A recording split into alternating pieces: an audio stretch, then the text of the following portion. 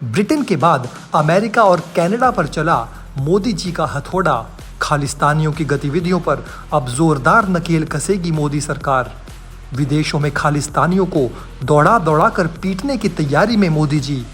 S Jaishankar ने अमृतपाल को लेकर कर दिया अब तक का सबसे बड़ा खुलासा। कनाडा को उसकी औकात दिखाने के लिए भारत ने किया बड़ा ऐलान।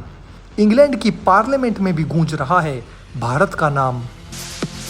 तो दोस्तों, तुर्की, चीन और पाकिस्तान के बाद अगर किसी देश में भारत के खिलाफ आतंकी गतिविधियां सबसे ज़्यादा चलती है तो उस देश का नाम है कनाडा। कनाडा के प्रधानमंत्री जस्टिन ट्रूडो भारत के खिलाफ इन गतिविधियों को रोकने में बिल्कुल नाकाम साबित हुए हैं। भारत के खिलाफ आतंकी गतिविधियों में कनाडा की सरकार भी शामिल हुई है। इसका दोस्तों भारत ने प्रूफ भी दे दिया है। ऐसा करने से कनाडा सरकार को खालिस्तान समर्थित आतंकियों का वोट बैंक मिल जाता है। हम सब जानते हैं दोस्तों कि कनाडा में सिखों की तादाद बहुत ज़्यादा है और वहाँ पर खालिस्तान समर्थित सिखों का वोट पाने के लिए वहाँ के सांसद भारत के खिलाफ जो आतंकी गतिविधियाँ चलती है खालिस्तान के नाम पर, उनको दोस्तों अपनी तरफ मिलाने के लिए भारत के खिलाफ इन गतिविधियों का पूरा समर्थन करते हैं। कनाडा के प्रधानमंत्री जस्टिन ट्रूडो को सोशल मीडिया पर लोग दोगला कह रहे हैं, जिसके पीछे उनका दोहरा रवैया पूरी दुनिया के सामने उजागर हो गया है।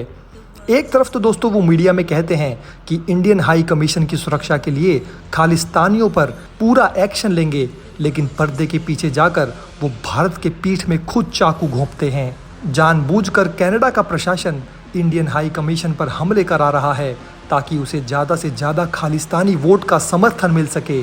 यही नहीं दोस्तों, कनाडा के पीएम जस्टिन ट्रूडो भी खालिस्तानियों का जमकर समर्थन करते हैं। कई बार दोस्तों कनाडा के दिग्गज नेता भारत को तोड़ने के लिए सिखों का रेफरेंडम कराने का बयान दे चुके हैं। जी हाँ दोस्तों, इस रेफरेंडम में वे सिखों द्वारा वोटिंग करवाएंगे कि क्या एक अलग खालिस्तान बनाया जाना चाहिए। इतना ही नहीं, भारत को तोड़ने का इरादा रखने वाले खालिस्तानियों के साथ कनाडा के प्रधानमंत्री कई बैठकों में हिस्सा ले चुके हैं। इससे दोस्तों साफ हो जाता है कि वोट बैंक की राजनीति के चक्कर में कनाडा का प्रधानमंत्री ट्रूडो हर हालत में इंडियन हाई कमीशन को सुरक्षा प्रदान करने में लापरवाही दिखा रहा है। कैनेडियन गवर्नमेंट भी दोस्तों इस लापरवाही के कारण 1985 के विमान ब्लास्ट में 350 लोगों की जान गई थी। आप सभी जानते हैं दोस्तों कि ये विमान कनाडा के टोरंटो से मुंबई आ रहा था, लेकिन कैनेडियन गवर्नमेंट की राजनीति के कारण लंदन पहुंचने से कुछ दूर पहले ही अटलांटिक सागर के ऊपर इस विमान में जोरदार ब्लास्ट होता है और आग की लपटें नीचे गिरती हैं। इस दौरान विमान में मौजूद सभी 329 लोगों की मौत हो गई थी। कई लोग मानते हैं दोस्तों कि इस भारतीय विमान में भी कनाडा सरकार शामिल थी। कनाडाई नेताओं की बैकडोर मदद से ही साजिशकर्ता एयर इंडिया विमान के अंदर बम प्लांट करने में सफल हो गए थे। इस हादसे में 329 लोगों में से 268 कनाडा के थे, 27 इंग्लैंड के, 10 अमेरिका के और 2 भारत के नागरिक थे। इस विमान हादसे में दोस्तों सबसे ज़्यादा कनाडा के लोग ही मारे गए थे। इससे साफ हो जाता है कि कनाडा की वोट बैंक पॉलिटिक्स किस हद तक जा सकती है, जो अपने लोगों को ही मरवाने में लगी हुई है। जहाज के क्रू में शामिल सभी 22 भारतीय भी मारे गए थे।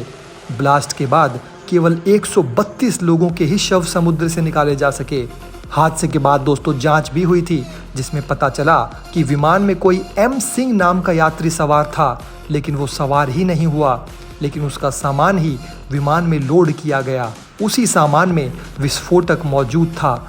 एजेंसियों को आज तक नहीं पता चला है कि ये एम सिंह नाम का व्यक्ति आखिर था कौन।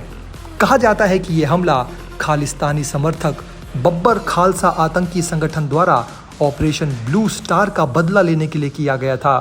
ऐसा अनुमान लगाया जा रहा है कि भारत सरकार द्वारा अमृतपाल पर किए गए एक्शन के बाद खालिस्तानी संगठन कनाडा सरकार के साथ मिलकर एक बार फिर से कोई बड़ा हमला या ब्लास्ट कर सकते हैं। इसके लिए भारत को न केवल पहले से तैयार रहना होगा, बल्कि कनाडा पर उचित कार्रवाई करके उसे सबक सिखाने की ज़रूरत भी आ गई है, ताकि वो भारत की अखंडता और स्वाभिमान के साथ खिलवाड़ ना कर सके। वहीं दोस्तों भारत की तरफ से कनाडा को फटकार भी लगाई गई है, लेकिन वोट बैंक की राजनीति में लिप्त कनाडा सरकार कभी भी खालिस्तानियों के खिलाफ कड़ी कार्रवाई नहीं करती है। लेकिन इस बार केंद्र में मोदी सरकार है जो कनाडा को डंडे दे रही है।